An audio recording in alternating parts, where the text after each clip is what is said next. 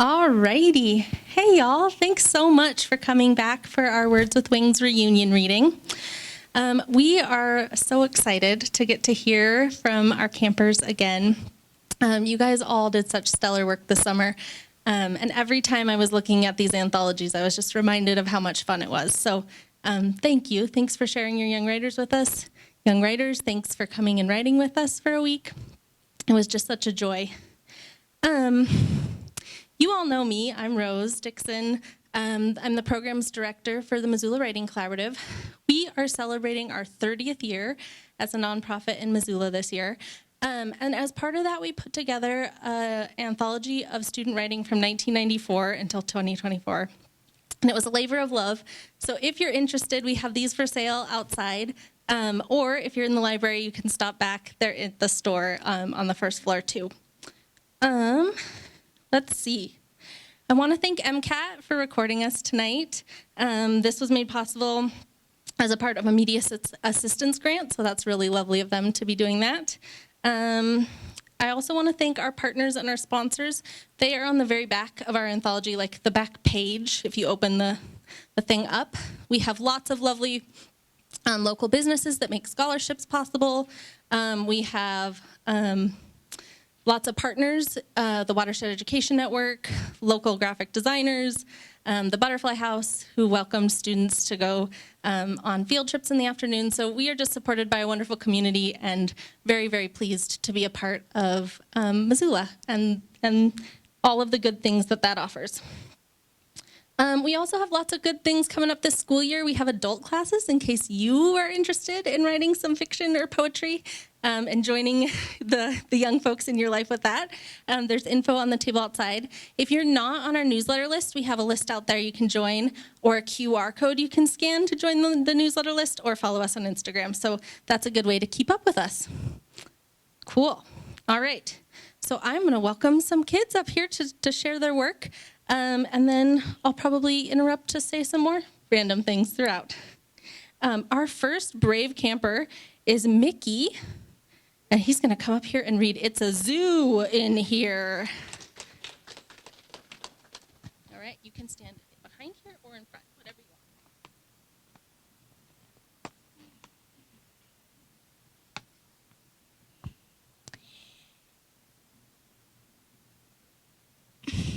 It's a Zoo in Here, Snail by me, Mickey Carroll.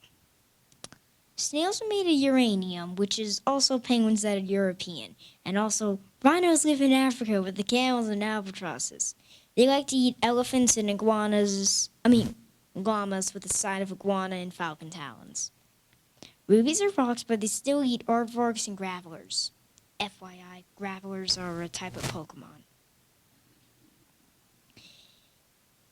Igneous rocks learn about ill seals. They're also doctors.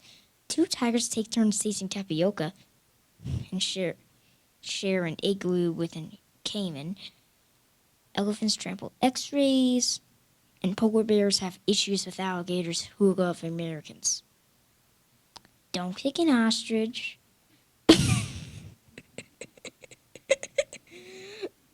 Cuckoos steal insurance cards from umbrella birds in Seattle.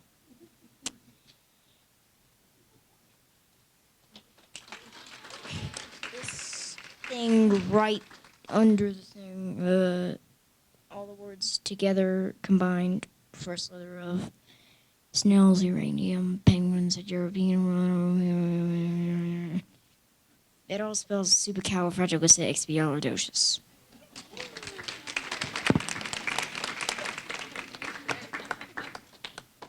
That was a great example of an acrostic poem. Thank you so much, Mickey. All right, our next reader will be Will Grob.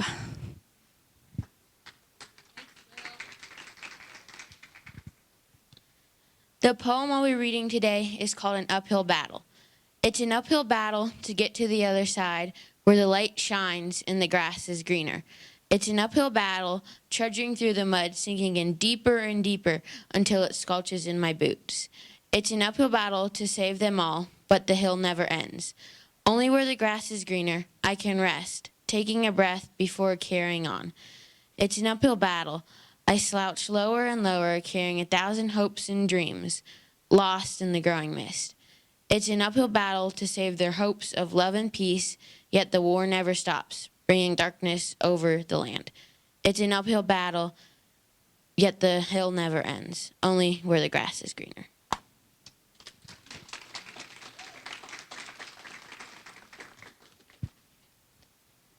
I like that this reading is both weeks because some of you have never gotten to hear the kids who are in week 1 or week 2, so that's really fun.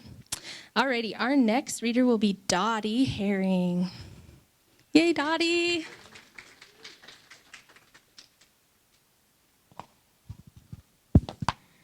Hopeful is my middle name. Listen, your favorite pencil just broke, but you wrote so many powerful things with it. Sure, there's construction on your street, but when it's done, you won't have leaks in your plumbing. Yeah, your internet went out, but now you can experience what it's like to have no internet. And just like that, you're turning your sad day into a day of joy.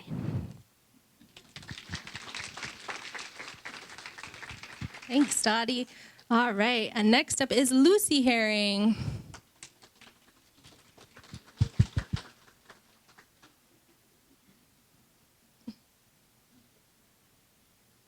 But there won't be leaky pipes.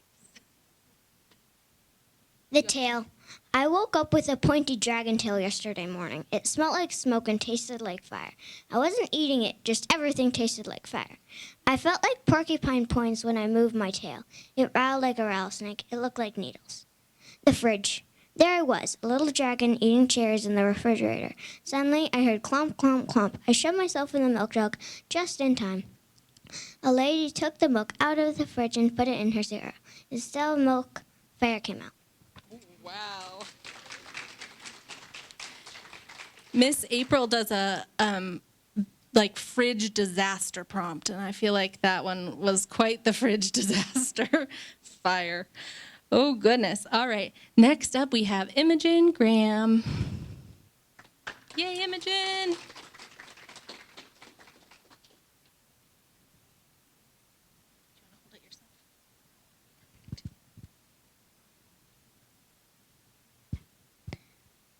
Walking with your colors. Why wake up blue when yellow tries to slip through the cracks? Let it in and let it take over. Blue should not be there. If green skis in while you're at the supermarket and asks you out to lunch, but yellow does the same, tell green you're busy that day.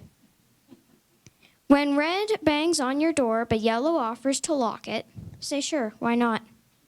If purple meets you on your bike and offers to take you in the house, but yellow offers to race you down the hill, say sure. Ready, set, go. When yellow knocks on the door and offers to make you tea and cookies, say sure. Why not?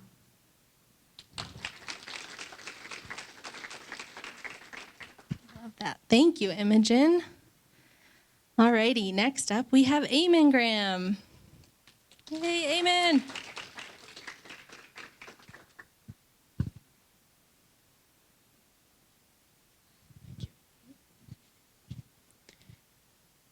My poem is titled Joplin on the Wall. Tick rings the luminous clock on the wall, then talk, the hand, inches, closer, to 5, time speeding by so fast that you forget it is there. My feet pace frantically as the eyes, nesting snugly below the forehead, like ear tufts on the chickadee, eating, violently, zoning and spiraling faster and faster, hypnotically hoping to drown me in question at his solemn eyes. He shatters the glass, squeezing out of the frame, collar and cufflinks collapsing, attempting desperately to reach out and grab my arm, hold me there, forever. Dong goes 5.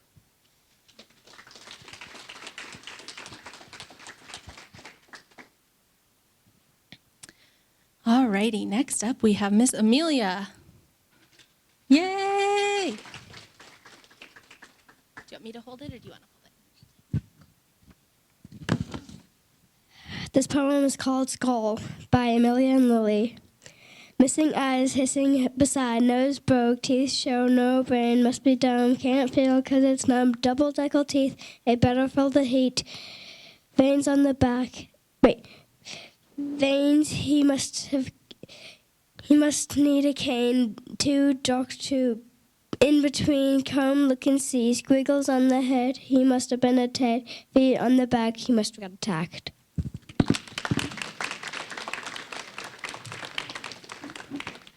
Amelia and Lily read that one together at our reading, and that was really fun. Thank you, Amelia, for reading it again.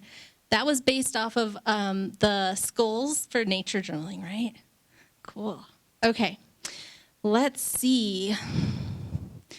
We are going to have 2 poems now by Evie. Sound good. Thank you, Evie.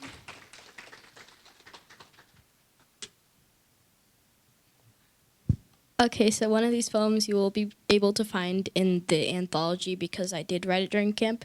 The other one I've written more recently during a school, so if you can't find the poem in the anthology, bear with me. So first, I'm going to be reading my one in the anthology, which you can find on page 37 if you're really curious. So here we go. It's called Hit, Gone, Forgotten. It is after Billy Collins. The last trip we take, the one where someone read something, and it hit me then that something was horribly wrong, and maybe everything was going to change forever, or I just imagined it and everything would be okay. I was lying to myself. I knew that. I don't remember what happened. Bad news vibrating in the air, a gloom over the earth, the calm before a storm. Then suddenly, panic. Nobody knows what it is. Fear, nobody knows how it spreads, and anger. Everyone thinks it started in China. Panic, fear, anger. Is the world going to end? Staring blankly at a screen, headaches and frustration, normally behind the mask like the ones we wear now, smile gone, jagged edges, nurses in masks cry at the edge of a sidewalk. I'm sorry I can't hug you. I'm sorry I can't hold your hand. But if you and I wear our masks, face shields, and gloves, we can talk through the holes in the fence where the vines creep up, not knowing the world. Devotion is a gray field, empty gaping hole. Pack our bags, pack our boxes, quarantined the cardboard. Forgotten smiles from before, like the time my mom said we'd never move. Hit, gone, forgotten. Hit, gone, forgotten. Okay, so that's my first one. So here's my second one. It's called Life, but there's like a crossed out part. So it goes Life, and then the crossed out part says the somewhat messy symphony. So the crossed out is on purpose, it's like an art thing. Okay, so here we go. Lines falling, blinking eyes, speeding cars, ticking clocks, conversation. Music, blink, speed, time, talking, music, blink, speed, time, talking, falling. What am I talking about? Poetry, words written with his pencil, blink, the red is broken. I hate to sharpen this, falling. Thank you.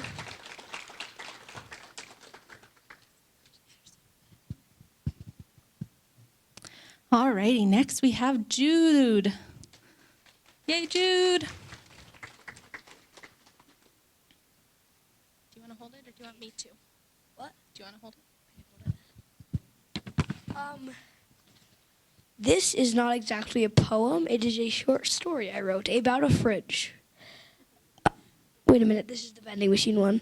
Oh, my gosh. That's horrible. Oh, well.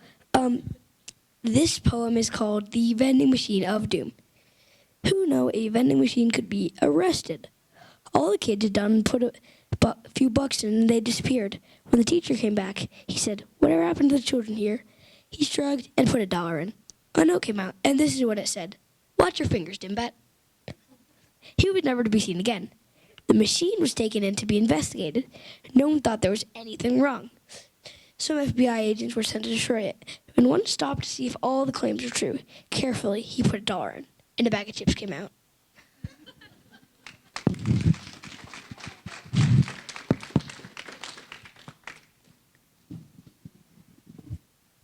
I feel like this is such good medicine for me because I go from almost crying to giggling, and that's just lovely. All right, next up we have Lur. Ready to read your poem?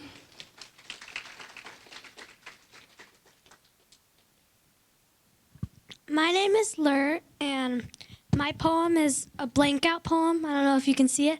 A blackout poem. So this is a page in the dictionary, and I circled words that I wanted to be part of my poem, and then I drew a picture around where the words weren't circled. Exposition. To hold fast. Victory of action. Attaining some object or end.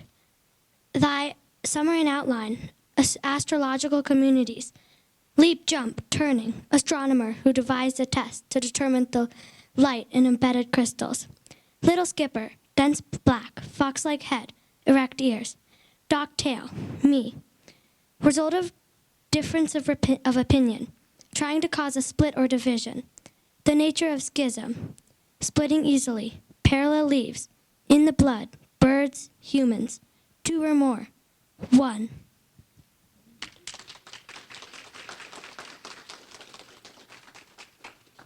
Nice. It's beautiful. You should all turn and try to find those in the book. All right. Next up, we have Sage. Hey, Sage.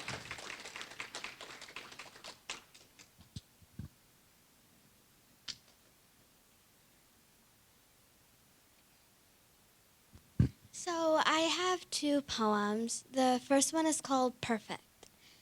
You don't have to be perfect. In life you make mistakes, but you also fix them.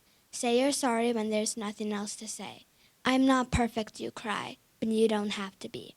You help the new kid make new friends.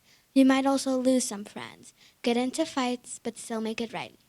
I'm not perfect, you cry, and you don't have to be. Scoring left and right, but miss the winning shot. Teammates get mad, some get sad, and a few feel bad for you.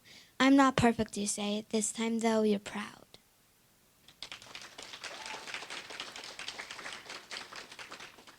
My second one is called Invisible Me. I am right in front of you, yet you don't see me. I'm invisible to your eye. Experience me when I'm there, but never when passing by. When you see me, do you feel regret, confusion, anger? Beauty surrounds you, but do you care? You pass by with an ignorance air. It feels like I'm in a bubble of invisibility, invisible me.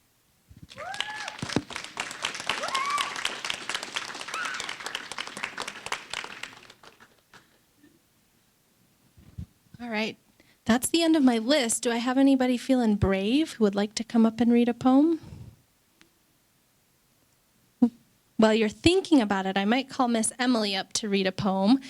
Miss Emily taught our week 2 for 5th and 6th graders, and this is like her 3rd or 4th year of summer camp.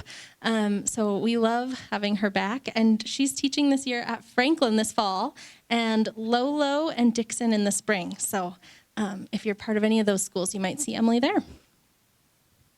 Thanks, Rose. I'm going to choose a student from my class who I know is not here. This is by Savannah Curtis, and it's called Racist. I believe the world can change. I believe the Muslim child can be a friend to a Christian. I believe the racist minds of ones before us will not crowd our own. I believe one day different colors of skin will not keep ones from loving. I believe feminists will empower our world, and one day feminists will be the world. I believe that gay weddings will not be looked down, and the transgender will not be called dad. I believe the world will change.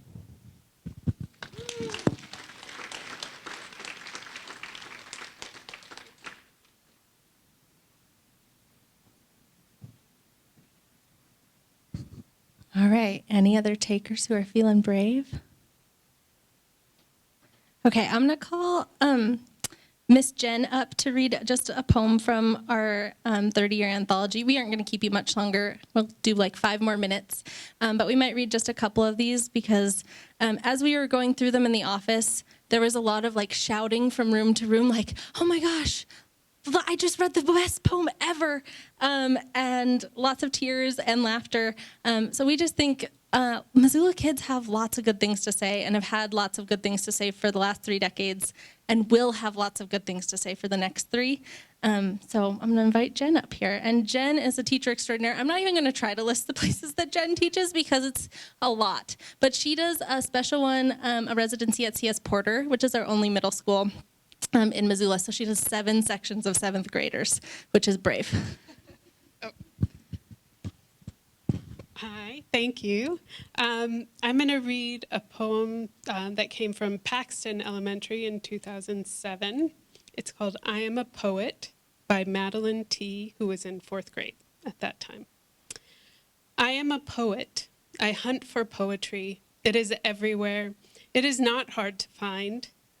I go to a thing, anything, and I reach in and I pull out the poetry. I wring and pull, squeezing every last drop of poetry out. I let it drip onto the blank pages of an open book.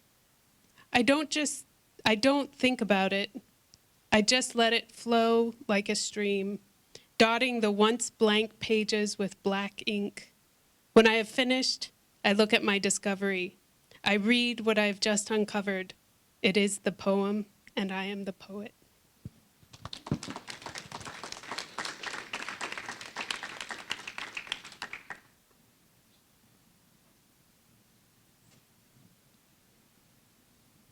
It's hard for me to pick because the opening poem in this one is from 1994, and it's called Fire on Mount Jumbo. And it starts, I started a fire in my backyard. So there's so many good ones. But I'm going to read, this one's from Franklin Elementary in 1997, and it's a Poetry Is poem. And it was so fun to see the different exercises that kids have done, since we started and continue to do today. So I like this one because this writer clearly has a relationship with poetry that's not always good. And I appreciate that because sometimes my relationship with poetry isn't always, perfect. Poetry is like my brother's cooking. He always puts in too much or not enough of something. Not that I don't. He always burns it. When I write something, I do the same. Poetry is like my report on the basking shark. I never know what to write. Poetry is like not being able to find the shirt that you want to wear. Poetry is like having a bad hair day, because I think during the day, it will always get worse.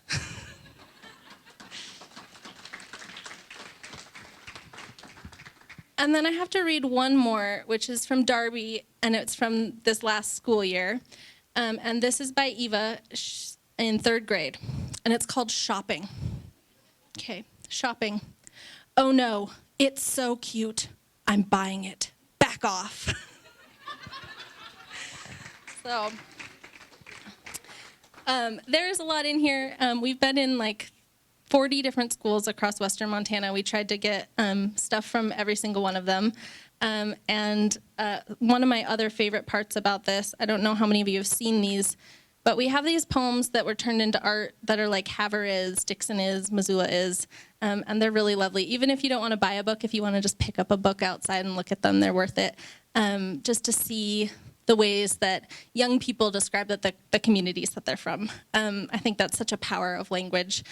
To really put us in a place and help us see each other as humans. So thank you all. Thanks for sharing your summer with us. Thanks for coming back to the reading. If you would like to buy more of the poetry anthologies that your kids are printed in, we have some copies out there as well. And thank you to the library for hosting us for this special First Friday reading. And have fun with all the things this weekend, Roots Fest and the First Friday and all the things. This is our lovely executive director, Caroline. She's going to close us out.